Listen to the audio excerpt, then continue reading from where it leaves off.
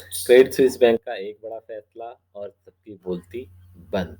At least हम कह सकते हैं टाइम बिंग के लिए। सब लोग कह रहे थे कि ये क्रेडिट स्विस बैंक का चलता क्राइसिस एक 2008 जैसा एक फाइनेंशियल क्राइसिस ला सकता है और ये मार्केट में एक नेक्स्ट मेगा क्रैश भी ला सकता है। तो आइए जानते हैं क्या लिया है क्रेडिट स्विस बैंक ने एक बड़ा फैसला और इसके चलते क्या रहा है उनकी स्टॉक प्राइस की movement. Welcome guys, welcome back to stock market learn invest. Stock and market learn invest में आज हम बात करेंगे सिर्फ एक बैंक की। जब भी कोई बड़ा बैंक, हम कह सकते हैं कि इंटरनेशनल लेवल की कंपनी है, खास करके जब वो बैंक हो, जब उसकी प्रॉफिटेबिलिटी गिरती है, जब उसकी परफॉर्मेंस पुअर होती है, जब लोगों का उसके ऊपर से विश्वास गिर जाता है और अल्टीमेटली इन सब के चलते जब उसके शेयर फॉल्स में गिरावट होनी शुरू हो जाती है, तो हम सबको दोबारा से ही हमार फ्लैशबैक हो के हम 14 से 15 साल पहले एक लेमन ब्रदर्स ने जिस तरह का एक फाइनेंशियल क्राइसिस लाया था 2008 में, जो मेगा क्रैश हुआ था, जब वो लाया था उसकी हमें याद दिला देता है। तो इसमें अगर हम जहाँ हम बात कर रहे हैं इस क्रेडिट स्विस बैंक की, तो करीबन अगर हम सिर्फ 2022 से ही बात करें, 2022 से लेके स्टार्टिंग से लेके हम 2 दिन पहले की बात करें, तो करीबन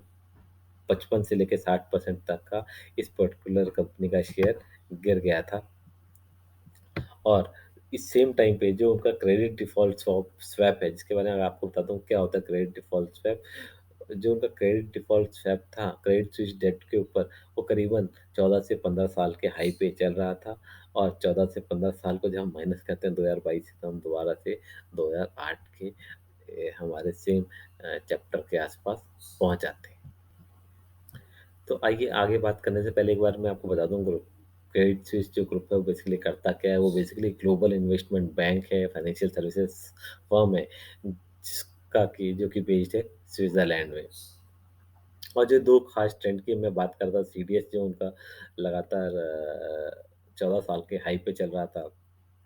और जिस तरह से उनकी परफॉर्मेंस बुरी होती जा रही थी, और सोशल मीडिया में जो लगातार नेगेटिविटी उनके बैंक को लेकर चलती जा रही थी, उसके चलते ये कहा जा रहा था कि ये कभी भी कोलैप्स हो सकता है, लेमन ब्रदर्स की तरह, जो कि 2008 में हुआ था। और बेसिकली अगर हम बात करते हैं कि कौन से ऐसे पॉइंट्स हैं जिन्होंने इस पर्टिकुलर क्या कहते हैं कंसर्न को ट्रिगर ट्रिगर किया है, तो उसमें से एक तो जो लेटेस्ट था वो था कि करीबन 30 सितंबर के दौरान उनके सीईओ ने अपने एम्प्लॉयज़ को कहा था कि मैं जानता हूँ कि फोकस रहना बहुत ही मुश्किल है, वो भी ऐसे टाइम में जबकि मीडियाज़ में इतनी नेगेटिविटी छाई है, मीडिया चैनल हमारे बैंक के बारे में ऐसा-ऐसा कह रहे हैं, और डे टू डे स्टॉक की परफॉर्मेंस भी गिरती जा रही है। बट आप सबको ये भी मानने की, तो उन्होंने अपने एम्प्लॉयज़ को कहा था, आप सबको ये भी देखने की ज़रूरत है कि हमारे पास कितना स्ट्रॉन्ग कैपिटल बेस है और हमारी लिक्विडिटी की पोजीशन कैसी है। हम बहुत ही स्ट्रॉन्ग हैं हमारा कैपिटल बेस के बेसिस पे, और इन सब के चलते आप लोगों को कंफ्यूज होने की ज़रूरत नहीं है, और आप इन सब पे ज़्यादा ध्यान नहीं दें। बट एक तरफ जहाँ उनकी बातें हम कह रहे हैं से टू डू रेशियो जो होता है हमारा, उसमें बहुत ही ज़्यादा डिफरेंस रहता है। एक तरफ जो वो कह रहे थे, और दूसरी तरफ जहाँ शेयर का जो मार्केट वैल्यू है वो लगातार गिरती जा रही थी। एक बार आप चार्ट में भी एक तरफ लेफ्ट साइड देख सकते हैं कि जो 2007-8 के दौरान जो करीबन $75 के आसपास इस पर्टिकुलर बैंक का शेयर चल रहा था, वही हाल फिलहाल में 2 दिन पहले $4.44 के मात्र लेवल पे चल रहा है। और अगर हम बात करते हैं कि इन सब के चलते हम देख सकते हैं कि सोशल मीडिया पे इवन, या फिर बाकी न्यूज़ चैनल पे की न्यूज़ थी कि जैसे कि मनी कंट्रोल की अगर हम बात करते हैं, तो उनको बहुत तेज़ी से काम करना पड़ेगा ताकि वो अपने जितने भी हम कह सकते हैं इन्वेस्टर हैं, उनके अपने जो ट्रस्ट है उसको रिस्टोर कर सके, लोगों के मन में चलते आ रहे उनके बैंक में चल रहे क्राइसिस को लेके डर को वो कहीं न कहीं शांत करा सकें। तो इवन यहाँ पे last fourth bottom most slide पे आप देख सकते हैं, कहा जाता है कि सिर्फ एक समय की बात है, क्लॉक टिक टिक कर रही है और पता नहीं कि किस टाइम वो ऐसे मोमेंट पे, वो कब ऐसा टाइम आ जाए जबकि ये एक कोलैप्स भी हो सकता है, और जिसके चलते एक रिसेशन आने का भी और डर है। इवन बाकी चैनल्स भी कह रहे थे कि बहुत एक महत्वपूर्ण पड़ाव है आज की डेट में बैंक के लिए। अगर हम बात करते हैं रीजंस की, तो रीजंस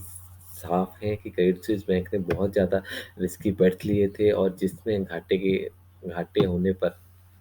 उनमें जितने भी इन्वेस्टर थे उनको बहुत ज़्यादा लॉस हुआ था, जिसने कि इन टर्न कंपनी की प्रॉफिटेबिलिटी को डाउन किया है, इन्वेस्टर के कॉन्फिडेंस को डाउन किया है और ये उनका जो रेजिंग जो फ्रेश कैपिटल रेज है उसको भी बहुत ज़्यादा एक कॉस्टलियर कर दिया था। और इन सब के पीछे अगर हम पहले की बात करते हैं कि क्यों ऐसा हुआ, तो क्रेडिट स्विस बैंक ने काफ़ी अपने कस्टमर्स को कहा था कि वो ग्रीन सिल कैपिटल करके एक लेंडर्स थे, उसमें जाके वो इन्वेस्ट करें। और जिस तरह से ग्रीन सिल कैपिटल में लोगों ने उनके कहने पे और ये इवन हम कह सकते हैं उनकी हेल्प के थ्रू जिस तरह से उनके इन्वेस्टर्स ने ग्रीन सिल में इन्वेस्ट किया, पर ग्रीन सिल उतना अच्छा कर नहीं पाता। लोगों को ये भी लग रहा था कि क्या ये सॉल्वेंट रहेगा या नहीं रहेगा, काफ़ी सालों तक ये चलता रहा कि क्या ग्रीन सिल के पास एबिलिटी है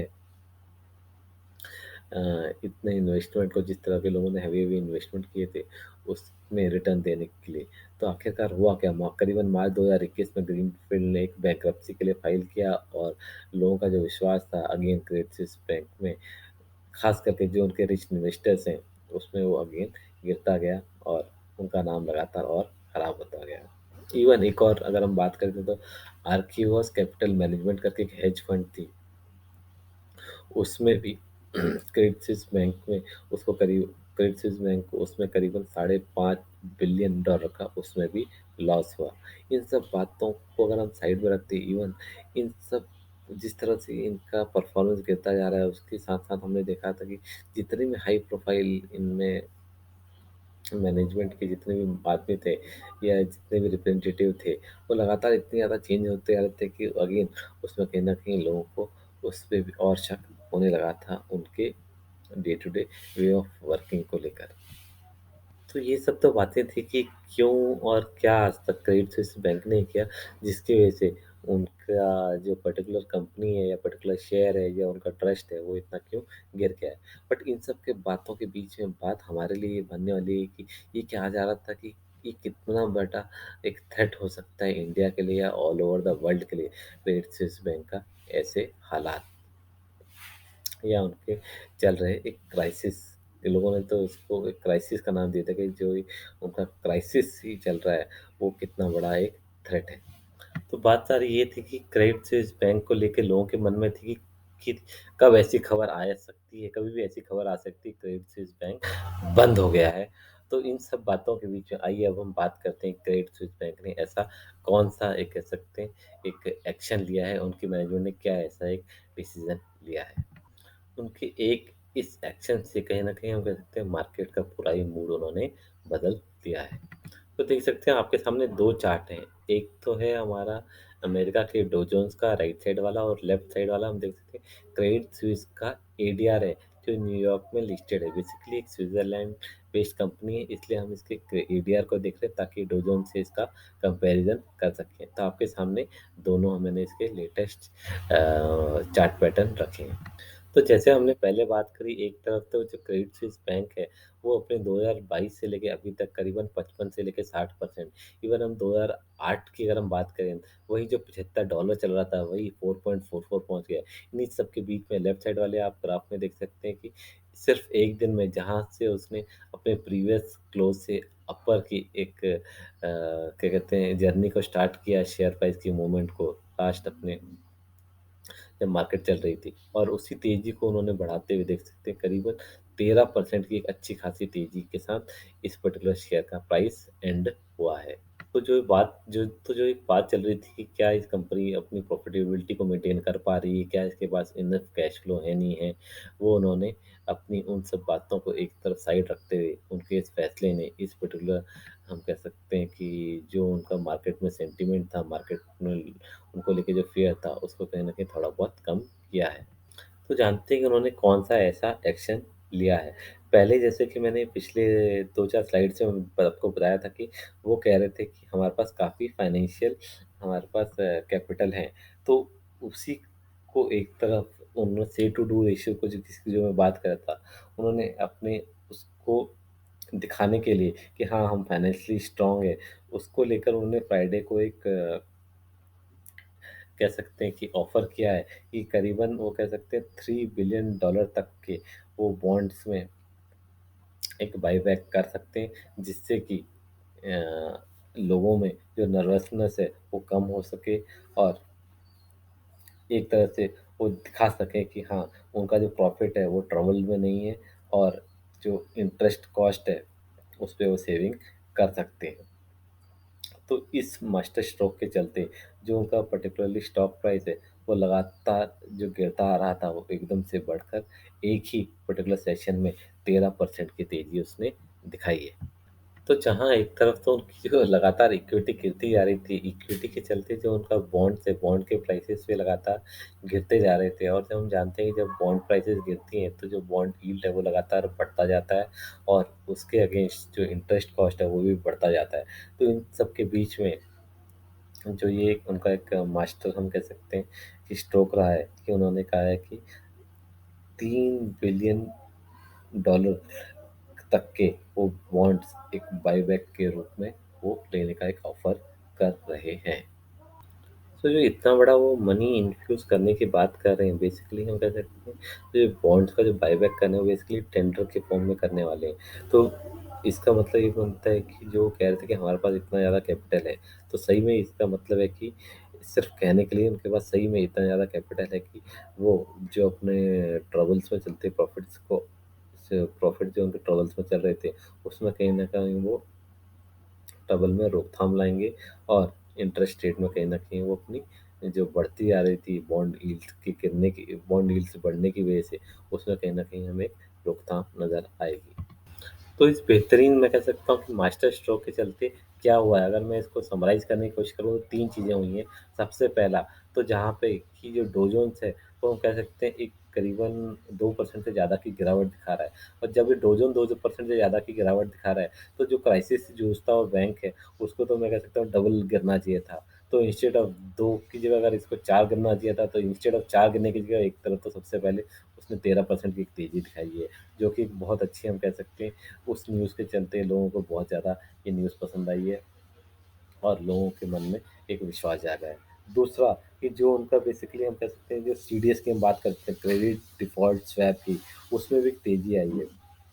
बेसिकली क्या होता है कि जब भी हम बॉन्ड का मान लो बॉन्ड हमने खरीदा हुआ है, बॉन्ड का वैल्यू मान लो अगर लगातार गिरता जा रहा है, तो हम अगर उसको सेव करना चाहते हैं अपने बॉन्ड के जो हमारी अपना इन्वेस्टमेंट है, तो हम उसके अगेंस्ट एक इंश्योरेंस ले सकते हैं। लेकिन इंश्योरेंस का हम जानते हैं कि प्रीमियम बढ़ता रहता है, जैसे जैसे रिस्क किसी भी पर्टिकुलर शेयर में, किसी भी चीज़ में जितना ज़्यादा रिस्क होता है, उतना ही ज़्यादा उसके अगेंस्ट उसकी इंश्योरेंस की कॉस्ट होती है। तो जो उसका इंश्योरेंस कॉस्ट था वो भी बहुत ज़्यादा बढ़ के मैं कह सकता हूँ कि करीबन आ गई थी। एनुअली अगर मैं कह सकता हूँ, एनुअल कॉस्ट ऑफ इंश्योरिंग करीबन 10,000 यूरोज़ ऑफ क्रेडिट स्विस डेब्ट, जो कि मतलब कि पहले हम कह सकते हैं शेयर का ही, अगर हम उसको इंश्योर करना चाहते थे, तो उसकी सालाना 10,000 यूरोज़ की उसकी वैल्यू के अगेंस्ट हमें इंश्योरेंस का अमाउंट देना पड़ रहा था, करीबन 350 यूरोज़ का। वो जो 350 यूरोज़ देना पड़ रहा था, वो करीबन थर्सडे तक की वैल्यू थी। उसमें भी एक भारी गिरावट आई है, और वो वैल्यू करीबन 320 यूरोज़ के आस-पास पहुँच गई है। पहला तो ये। दूसरा कि जो उन्होंने ये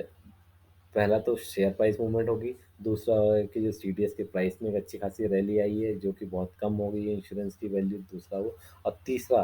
फाइनली मैं कह सकता हूँ, आप जाके न्यूज़ में देख सकते हैं कि कहीं न कहीं मैं कह सकता हूँ कि जो बात कही जा रही थी कि ये फाइनेंशियली डिस्ट्रेस्ड कंपनी है, उसको उन्होंने उनका अभी थोड़ी देर के लिए मुँह बंद कराया है, ये कह के कि हम इतने सक्षम हैं कि हम अपने बॉन्ड्स को बाय बैक कर सकें, और हमारे पास इतनी ज़्यादा लिक्विडिटी है अभी, जो कि हम अपने इन्वेस्टर्स को प्रोवाइड कर सकते हैं। और इन्हीं सब बातों के बीच में अभी करीबन 27 अक्टूबर को भी उनकी एक लेटेस्ट मीटिंग होने वाली है, उसमें भी पता लग जाएगा कि वो किस तरह से अपने जो ये ओवरऑल मैनेजमेंट जो उनका डिसीजन लेगा कि किस तरह से वो इस पर्टिकुलर बैंक की वर्किंग को आगे लेके जाएँगे। तो ये थी बेसिकली अल्टीमेट न्यूज़, जिससे कि at least for the time being जो क्रेडिट स्विस को लेके कहा जा रहा था कि ये एक रीज़न बन सकता है नेक्स्ट मार्केट क्रैश को एक लाने का, फाइनेंशियल क्राइसिस को डीपन करने का, उसमें अभी थोड़ी देर के लिए एक लगाम लगी है। तो अगर आपको ये न्यूज़ अच्छी लगी हो, तो ज़रूर इस चैनल से बने रहिएगा, और इस पर्टिकुलर वीडियो को लाइक कर दीजिएगा, अपने दोस्तों के साथ शेयर कर दीजिएगा और चैनल को सब्सक्राइब कीजिएगा। मिलते हैं फिर कभी किसी और पर्टिकुलर वीडियो में, तब तक के लिए नमस्कार, धन्यवाद।